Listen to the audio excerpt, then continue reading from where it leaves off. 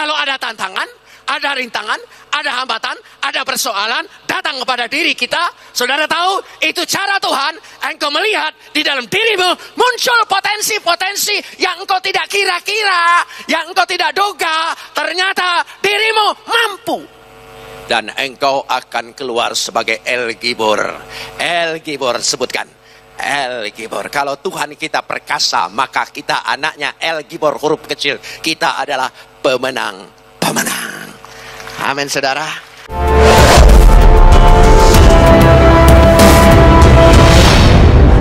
Mari kita berdoa. Besem haab we haben we ruah hakodes Elohe echad.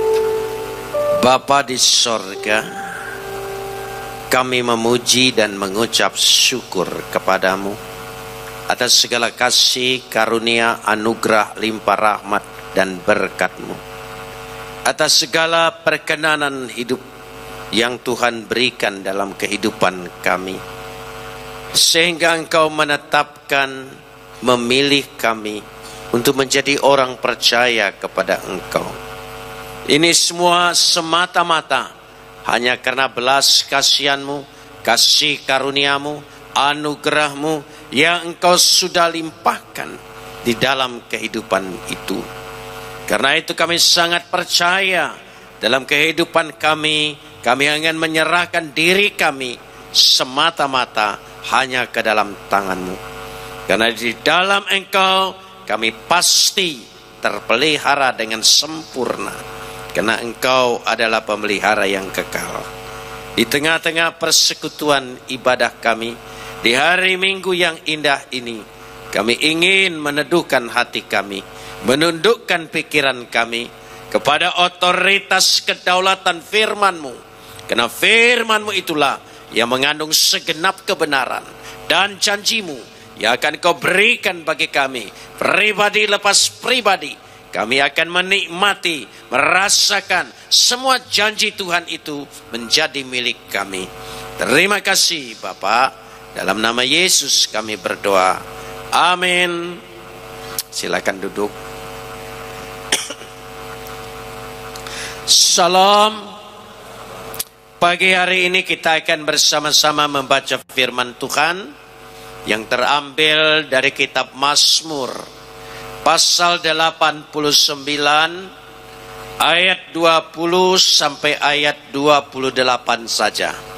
Mazmur pasal 89 ayat 20 sampai ayat 28. Kita akan membacanya saling sahut bersahutan. Saya akan awali ayat 20, lalu jemaat menjawab ayat 21, dan seterusnya saling ganti bergantian sampai tiba pada ayat 28. Pernah engkau berbicara dalam penglihatan kepada orang-orang yang kau kasihi. Katamu, telah kutaruh mahkota di atas kepala seorang pahlawan. Telah kutinggikan seorang pilihan dari antara bangsa itu. Ayat 21. Aku telah mendapat Daud hambaku. Aku telah mengurapinya dengan minyakku yang kudus. Maka tanganku tetap dengan dia, bahkan lenganku meneguhkan dia. Musuh tidak akan menyergapnya, dan orang curang tidak akan menindasnya.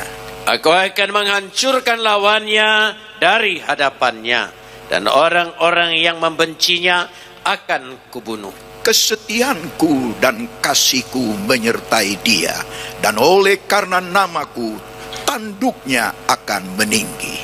Aku akan membuat tangannya menguasai laut dan tangan kanannya menguasai sungai. Dia pun akan berseru kepadaku, Bapakku engkau, Allahku dan gunung batu keselamatanku. Aku pun juga akan mengangkat dia menjadi anak sulung, menjadi yang maha tinggi di antara raja-raja di bumi. Kapot lecha Adonai Elohenu kapot lecha.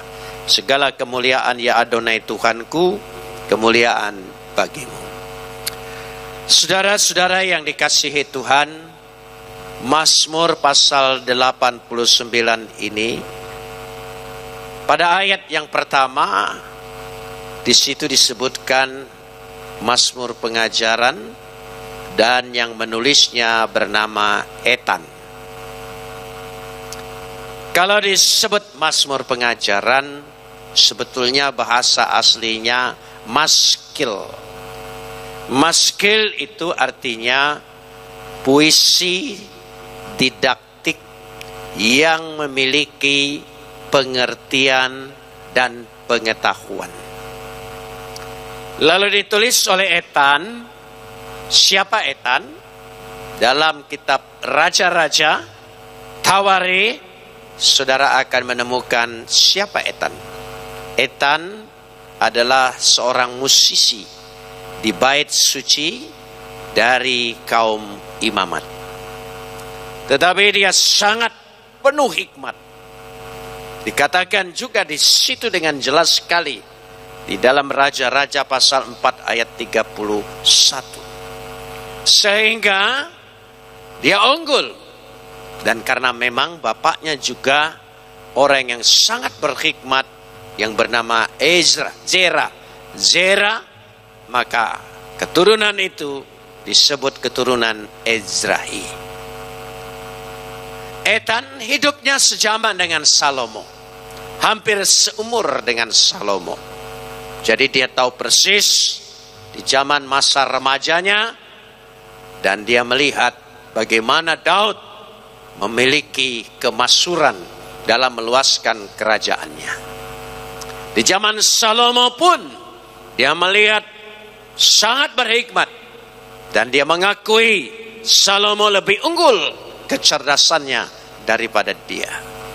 Dia melihat masa-masa yang jaya, masa penuh kemasyhuran, kejayaan di zaman Salomo. Dan Etan diberkati Tuhan, umurnya lebih panjang dari Salomo. Dan akhirnya dia melihat keturunan-keturunan Salomo. Ternyata kerajaan Salomo pecah menjadi dua, yaitu utara dan selatan. Dan keturunannya mengalami kemerosotan dan tidak berhikmat dan penuh kekacauan. Dari situlah Etan mengingatkan kembali, diilhamkan oleh Roh, diingatkan dan ditulis, sesungguhnya siapakah orang pilihan itu, apa yang ada padanya. Dari situlah kalau kita lihat, kita masuk sekarang pada ayat yang ke-20. Meskipun Mazmurnya cukup panjang, tapi saya ingin menyatakan di sini bahwa ada sesuatu yang Etan ingin ingatkan tentang setiap orang yang dipilih oleh Tuhan, orang yang percaya kepada Tuhan, ditetapkan oleh Tuhan untuk percaya kepadanya, memiliki keunggulan, keistimewaan yang tidak dimiliki oleh orang lain. Dikatakan pada ayat 20, yaitu pernah engkau berbicara dalam penglihatan kepada orang-orang yang kau kasihi. Katamu berarti tidak satu orang, tapi semua orang yang dipilih dan dikasihi oleh Tuhan. Kita lanjutkan ayat 20. Telah kutaruh mahkota di atas kepala seorang pahlawan. Telah kutaruh memakai kata Siwiti Ezer Al-Gibor. Dikatakan di situ Siwiti, telah kutaruh di sana, artinya dia telah menetapkan di sana. Ezer ini sesungguhnya arti harfiahnya penolong. Penolong yang bagaimana? Penolong yang harus ada, yang ditetapkan ada, sebagaimana ketika Tuhan berkata, manusia itu tidak baik seorang diri saja, maka aku akan memberikan penolong baginya. Itu memakai kata Ezer. Jadi begitu penting, karena tidak baik. Berarti ini sangat penting. Tanpa ini tidak sempurna. Nah, Tuhan sudah taruh Ezer, penolong. Dan penolong itu diterjemahkan oleh lembaga Alkitab mahkota. Tidak salah. Karena kata Ezer itu berhubungan erat dengan kata Nezer. Nezer. Saya katakan, mari, Ezer. Ucapkan sekali lagi. Ezer itu penolong harfiahnya. Tetapi dia punya sinonim dengan Nezer. Ucapkan, Nezer, mahkota. Saudara tahu mahkota? Tentu kemuliaan, kehormatan, kekuasaan Tuhan sudah taruh. Dan ini sebagai penolong, penopang. Yang mau tidak mau harus ada, dimiliki. Dan lebih daripada itu, kata Ezer, Nezer, bisa juga sinonim dengan kata Gezer. Gezer. Coba ucapkan. Gezer. Gezer itu teruna atau benih. Jadi bagi orang yang dikasihi Tuhan, dipilih oleh Tuhan, dan percaya kepada Tuhan, di dalam dirimu dia telah taruh siwiti, dia telah tetapkan Ezer, Nezer, Gezer. Ada benih yang dapat menolong engkau, menopang engkau, dan dia adalah mahkota, kehormatan, kemuliaan, kuasa, sehingga engkau dapat disebut El Gibor, seorang pahlawan. Kalau El Gibor ini huruf kecil, kalau kepada Tuhan itu berarti Tuhan yang perkasa, kepada orang-orang anak Tuhan itu berarti engkau menjadi seorang pemenang. Amin, saudara. Jadi dalam dirimu sudah ada bibit keunggulan yang Tuhan taruh. Ezer, yang disebut Gezer, Nezer, mahkota. Dan itu sudah menjadi benih, menyatu di dalam dirimu, disebut Gezer. Mari kita selidiki bersama ayat ini untuk membuktikan bahwa anak-anak Tuhan itu, yang dikasihi Tuhan, orang-orang pilihan itu adalah orang-orang yang unggul. Dia pasti keluar sebagai pemenang. Dia tidak takut menghadapi masalah, persoalan, tantangan, kesulitan di tengah dunia ini. Karena bagaimanapun di dalam dirinya Tuhan sudah taruh satu kemampuan yang luar biasa. Karena dia bakal menjadi pemenang. Pemenang. Amin. Mari kita buktikan. Kejadian 2 ayat 7. Manusia itu diciptakan dari tanah. Sekali lagi, manusia itu diciptakan dari tanah. Eretz. Eretz. Tapi kejadian 3 ayat 19. Karena engkau terbuat dari tanah, maka engkau debu kembali menjadi debu. Perlu saudara ketahui, antara kejadian 2 ayat 7 dengan kejadian 3 ayat 19 ada sebuah perbedaan. Intonasinya berbeda. Sudah ada pelemahan. Karena jatuh dalam dosa, bukan lagi tanah yang berpotensi, tapi tanah yang menjadi debu yang tidak ada arti.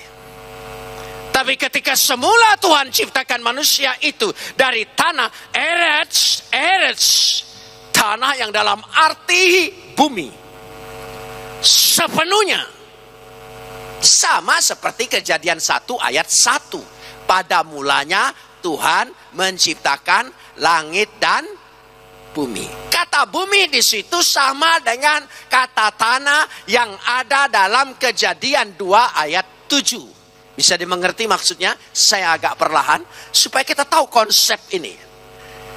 Karena dikatakan di situ pada kejadian 1 ayat 1. Coba dengar bunyinya, bahasa aslinya. Beresit bara Elohim et hasis samayim Eretz. Pada mulanya Tuhan menciptakan langit et hasamayim eretz, dan menciptakan bumi. Nah, bumi. Tapi Kejadian 2 ayat 7, manusia diciptakan dari tanah. Tanah dalam konsep bumi. Artinya engkau itu diciptakan dari sejak semula sudah punya potensi yang luar biasa. Lihat bumi. Lapisan-lapisan tanah bumi ini bisa menemukan emas, logam mulia, batu permata, energi, gas, minyak, semua datang dari bumi. Tumbuh-tumbuhan pun tumbuh di bumi. Apa yang ditanam, dia bertumbuh, lebat, berbuah. Begitu juga yang ada dalam dirimu. Orang percaya di dalam dirimu ada lapisan emas, ada energi, ada kekayaan, ada kesuburan, ada kemakmuran. Amin. Ketika Kejadian 3 ayat 19 ini hapus jadi debu. Tapi ketika Sang Mesias itu datang, dia memulihkan kembali. Karena itu percayalah, dalam dirimu ada potensi ilahi yang tidak pernah habis-habisnya. Amin. Katakan bersama, dalam diri saya ada potensi ilahi. Sekali lagi, dalam diri saya. Sekali lagi, dalam diri saya ada potensi ilahi dalam nama Yesus. Amin, saudara. Karena itu engkau disebut El Gibor, pahlawan, pemenang. Engkau akan memenangkan apapun di tengah-tengah dunia ini. Tidak ada yang sanggup mengalahkan engkau. Dalam dirimu, kekayaannya, segala sesuatunya luar biasa. Amin. Nah, nanti kita belajar bagaimana cara menggalinya. Cara menggalinya. Saudara perhatikan, logam mulia ditemukan di mana? Di bumi. Ya, batu bara ditemukan di bumi. Berlian ditemukan di bumi. Baru-baru ini di Aceh, batu giok, katanya ya giok ya batu. Saudara ya, juga ditemukan di bumi. Berapa banyak bumi ini menghasilkan segala sesuatunya. Nah, saudara, belum lagi kalau engkau tanam di bumi, maka dia akan bertumbuh, subur, berhasil, berbuah. Dan itu sebabnya mengapa Tuhan menyatakan engkau diciptakan dari eretz, bumi. Jangan, saudara, mari kita percaya. Rupanya dalam diri kita ini menimbun kekayaan yang luar biasa. Potensi-potensi, kemampuan-kemampuan yang kita bisa gali betul. Hargai diri kita. Jangan bergantung dengan orang lain. Hanya Tuhan tempat bergantung. Karena bagi orang yang kukasihi, baca kembali ulang ayat 20. Setiap orang-orang yang kukasihi, jamak di situ. Bukan satu orang. Tidak ada orang yang istimewa. Semua anak Tuhan istimewa di hadapan Tuhan. Tidak ada yang unggul. Semua orang bibit unggul. Karena itulah yang menolong kita. Yang memampukan kita. Yang mendorong kita. Karenanya, kalau ada tantangan, ada rintangan, ada hambatan, ada persoalan datang kepada diri kita, saudara tahu itu cara Tuhan. Engkau melihat di dalam dirimu muncul potensi-potensi yang engkau tidak kira-kira, yang engkau tidak duga, ternyata dirimu mampu. Dan engkau akan keluar sebagai El Gibor. El Gibor, sebutkan. El Gibor. Kalau Tuhan kita perkasa, maka kita anaknya El Gibor huruf kecil. Kita adalah pemenang. Amin, saudara. Saya percaya apapun di dunia ini yang kita hadapi, percayalah engkau akan keluar sebagai apa? Katakan bersama.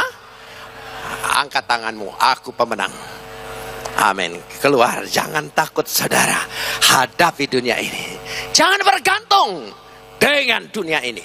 Bergantung dengan Tuhan yang sudah Tuhan siwiti. Baca kembali. Telah. Bukan akan. Telah kutaruh. Bagaikan kekayaan yang ada di bumi ini, Tuhan sudah menaruhnya. Sekali lagi dengan iman katakan. Katakan dengan dirimu, pegang dadamu. Dalam diriku ada potensi ilahi, ada kekayaan, ada kehormatan, ada kemuliaan yang tidak pernah habis-habisnya. Amin. Amin saudara. Luar biasa. Dunia ini tidak bisa diharapkan. Kita hidup jangankan di dunia, di Indonesia aja sudah. Indonesia ini saya kalau dengar berita itu ada satu kata yang selalu menghiasi berita. Darurat banjir pertama. Darurat demam berdarah. Ketiga, darurat pangan. Darurat hukum. Darurat narkoba. Terakhir ini darurat pornografi. Berarti kita hidup di negeri yang penuh dengan darurat. Waduh, kalau hidup darurat itu artinya tidak mantap. Peduli amat yang kuhadapi darurat, aku pasti keluar sebagai pemenang. Amin. Karena Tuhan sudah taruh dalam diriku Ezer. Katakan Nezer, Gezer. Ada benih ilahi, ada mahkota ilahi, ada penolong ilahi, Roh Kudus yang Tuhan sudah tetapkan di dalam diri kita. Tolong ingat 3 kata kunci: Ezer, Nezer, Gezer. Tolong lihat, karena bahasa Indonesia nggak nampung semua, hanya tulis penolong. Saudara, di dalam Alkitab kita ditulis mahkota. Baca bahasa Indonesia sehari-hari ditulis yaitu penolong. Baca Alkitab Katolik terbitan ND ditulis benih, itu yaitu teruna dari sejak kecil, dari sejak semula. Jadi mereka tidak menerjemahkan satu. Saya berpikir jangan dipisah satu-satu, 3-3-nya Ezer, Nezer, Gezer. Kita lanjutkan sekarang ini. Setelah dia menaruh itu semua, dan dikatakan di situ, ya kita tegaskan untuk menunjukkan ini semua, masih pada ayat 20, ya dikatakan pada ayat 20, karena itu telah kutinggikan seorang pilihan, telah kutinggikan. Kata telah kutinggikan, ya seluruhnya kalimatnya begini. Harimoti fakhur me'am, telah kutinggikan seorang pilihan. Ketika telah kutinggikan harimoti itu artinya inisiatif Tuhan, karya Tuhan, kehendak Tuhan, kemauan Tuhan. Jadi Tuhan yang berkarya, dan kita lewat dia, kita telah ditinggikan. Orang pilihan. Kata pilihan memakai kata fakhur. Fakhur, kalau orang pilihan. Saudara ingin dipilih? Kalau saudara ingin dipilih pemilihan Ratu Indonesia, saudara harus mempersiapkan diri. Artinya kita ini melatih diri. Mau dipilih olahragawan, mau dipilih apapun, bukan hanya semata-mata karya Tuhan, tapi juga ada persiapan campur tangan kita. Karena itu antara harimoti dengan fakhur ada kerjasama. Tuhan mau meninggikan kalau memang kita sudah mau mempersiapkan diri. Mempersiapkan dirinya bagaimana? Artinya ada karya kita tidak bisa berpangku tangan, kita tidak bisa berdiam diri, kita harus ada upaya, ada usaha bahwa untuk menunjukkan keunggulan sehingga hari mati Tuhan bisa tinggikan kita, angkat kita dan beroleh sebagai pemenang-pemenang. Harus ada daya juang, berjuang. Saudara, semua orang yang dapat piala itu pasti ada keunggulannya yang dipersiapkan oleh dirinya. Mau lari, mau renang, mau apa saja, pasti ada upayanya. Bagaimana coba saudara? Apa saudara tidak mampu beli piala itu? Ya. Kalau di Jakarta itu di Pasar Baru yang toko jual piala, dan di Cikini juga ada toko jual piala. Apa saudara tidak mampu beli piala itu? Saya percaya saudara mampu. Coba saudara beli dari yang kecil sampai yang besar, beli terus taruh di rumah. Ada kebanggaan tidak? Tidak ada. Ketika cucumu nanya, anakmu nanya, ini juara apa Pak? Juara beli. Ya, jadi itu tidak ada kebanggaannya. Tapi biar kecil. Tapi karena hasil perjuangan, saudara bangga? Bangga. Karena itulah seorang pahlawan, seorang pemenang.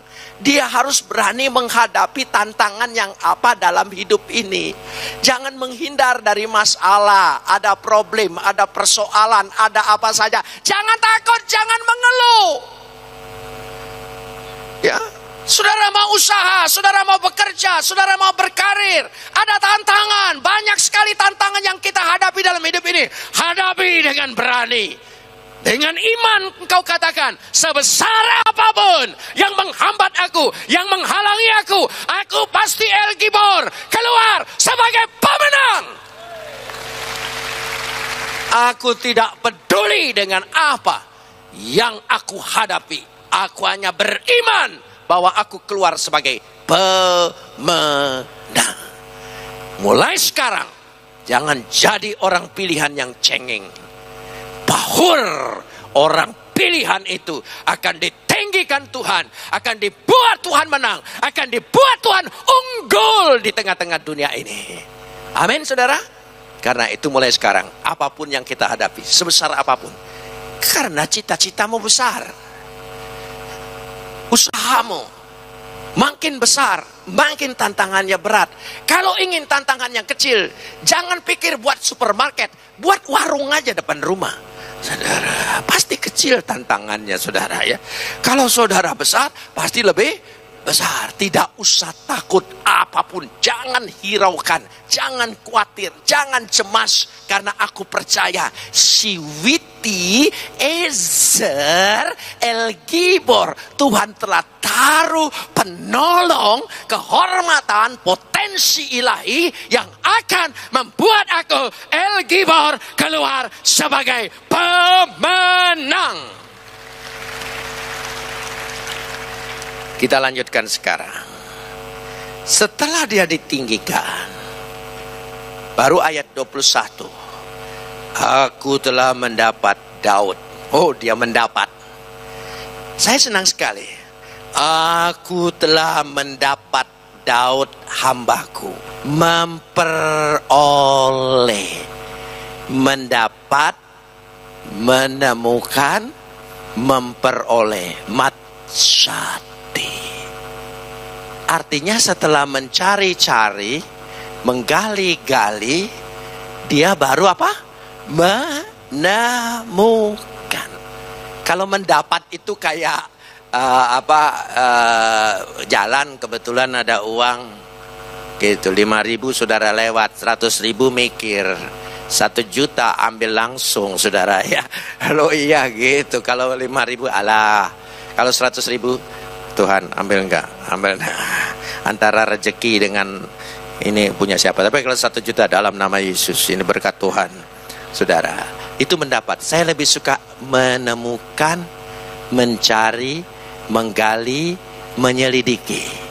Itu semua berakar dari kata matsati. Jadi Jadi ketika Tuhan mendapatkan Daud, itu dia sudah mencari, menggali, meneliti, mendapatkan. Saudara ingin sebagaimana menemukan potensi ilahi dalam dirimu, lihat orang menemukan kekayaan yang ada di bumi ini.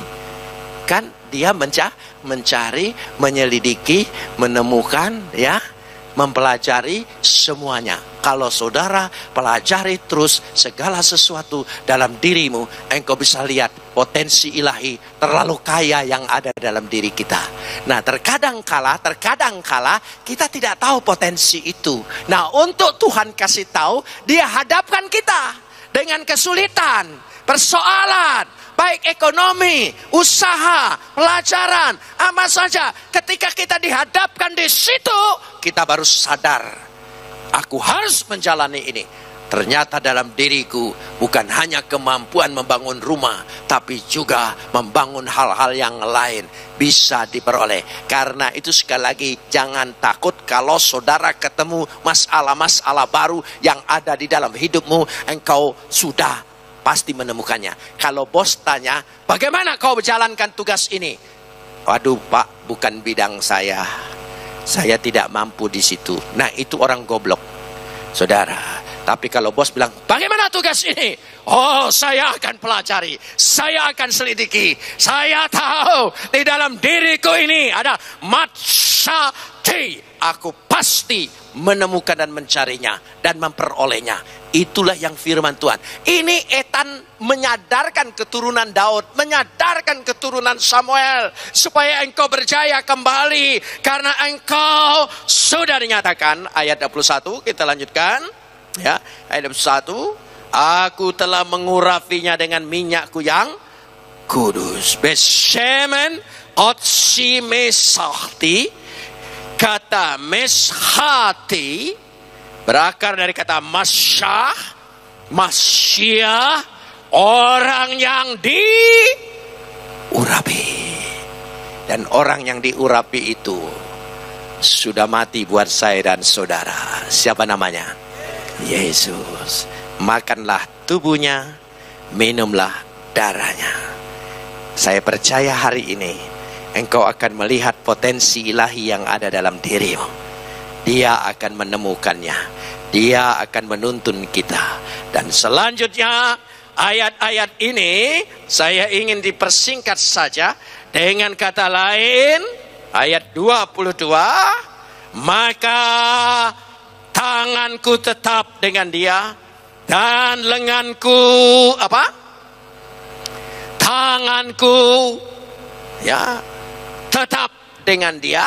Asher yati tikon imo, lengan abzeroi de ameseno. Kata tangan dan lengan. Kalau tangan saja itu yat. Coba angkat tangan kita. Yat. Nah, ini tangan. Yat. Ya. Kalau af itu lengan. Dalam sastra Ibrani, kalau tangan dan lengan disatukan, tangan saja itu berarti kuasa.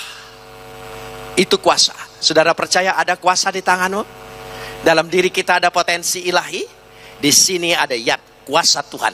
Katakan, kuasa Tuhan. Angkat tanganmu, kepalkan tanganmu. Di sini ada kuasa Tuhan. Dan lengan itu af. Kalau yat dan lengan dalam sastranya untuk menunjukkan apa saja yang dibuat, engkau pasti berhasil.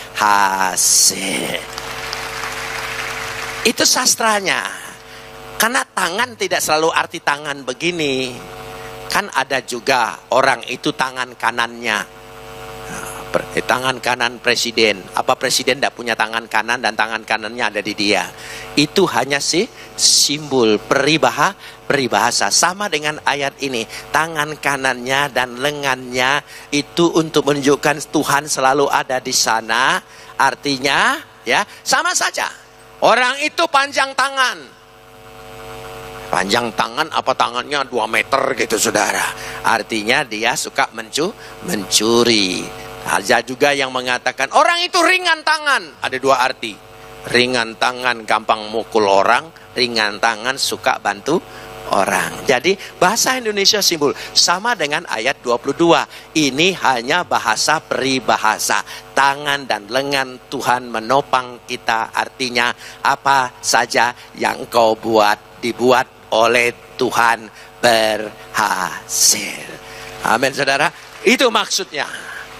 Kita lanjutkan sekarang ini ayat ini, yaitu karena kesetiaan Tuhan, ya, emunah dan hesed, kasih setianya yang kekal, dan kasih setia Tuhan yang kekal itu lewat tubuh dan darahnya membuat engkau menjadi sebuah kekekalan. Sekarang ayat 26. Aku akan membuat tangannya menguasai apa? Laut, dan tangan kanannya apa? Menguasai sungai-sungai. Dan tangan kanannya menguasai sungai-sungai. Ayat ini juga menggambarkan aku akan membuat tangan kanannya menguasai laut dan tangan kanannya menguasai sungai. Artinya apa?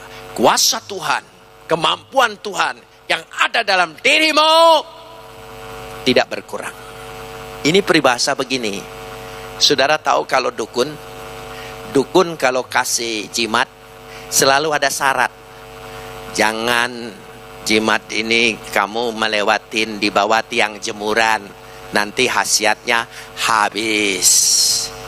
Jangan dibawa ke WC, khasiatnya habis. Dukun sana jagoan, tapi sampai ke Jawa nggak jagoan. Kenapa? Karena sudah melintasi laut. Jadi sudah kuasanya hilang. Itu dukun. Nah, di sini ayat ini untuk menjawab itu. Mau lewat laut, mau lewat sungai, mau lewat apa saja, Tuhan selalu membuat engkau bukan menurun kuasanya. Makin hari makin tinggi, makin dahsyat, makin hebat. Amin saudara. Tidak ada syarat di hadapan Tuhan. Percayalah, kuasa Tuhan itu dahsyat kekal selama-lamanya. Karena sebelumnya ayatnya sudah berkata tentang emunah, kesetiaannya, berbicara hesed tentang kasihnya yang kekal selama-lamanya. Kalau kasih dan kuasanya kekal, maka kuasa dan potensi ilahi yang ada dalam dirimu bukan makin berkurang, tapi makin bertambah-tambah. Amin saudara. Jangan takut makin tua makin menghadapi masalah, makin tua makin banyak persoalan. Jangan takut, jangan mengeluh, karena kuasa Tuhan tidak pernah pensiun dalam diri kita. Dia makin bertambah. Amin. Yang putih rambutnya, yang sudah terasa tua, buka usaha terus, jangan pensiun ya. Selagi dipercaya bank, utang terus, usaha terus. Loh, itu buat usaha saudara. Jangan takut sakit jantung, karena percayalah, kuasa Tuhan bukan makin berkurang, tapi makin bertambah-tambah. Saya akan melihat anak Tuhan tahun ini tahun berhasil. Amin. Mari kita berdoa.